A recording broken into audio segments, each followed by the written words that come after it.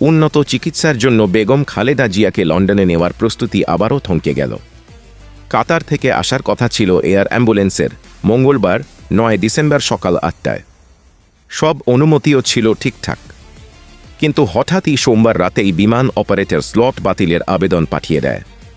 ফলে এয়ার অ্যাম্বুলেন্সটি মঙ্গলবারও আসছে না, নিশ্চিত করেছে বিমানবন্দর কর্তৃপক্ষ।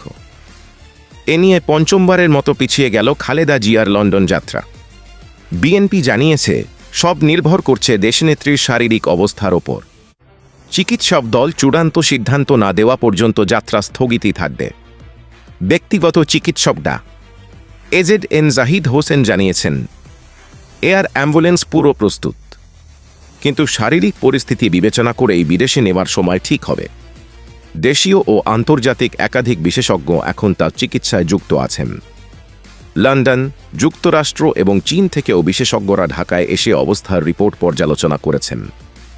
গত 23 নভেম্বর থেকে তিনি এভারকেয়ার হাসপাতালে ভর্তি। 27 নভেম্বর অবস্থা সংকটাপন্ন হওয়ায় তাকে সিসিউতে রাখা হয়। চিকিৎসকরা ধারণা দিচ্ছেন, যদি শারীরিক অবস্থা অনুকূলে থাকে তবে 4 কিংবা 5 ডিসেম্বরের মধ্যেই তাকে কাতারের এয়ার অ্যাম্বুলেন্সে লন্ডনে নেওয়া হতে পারে। শেষে চিকিৎসক দলের অনুরোধ, খালেদা জিয়ার স্বাস্থ্য নিয়ে গুজব নয়, শুধুই সঠিক তথ্য প্রচার করুন। আরও জানার জন্য আমাদের সাথে থাকুন।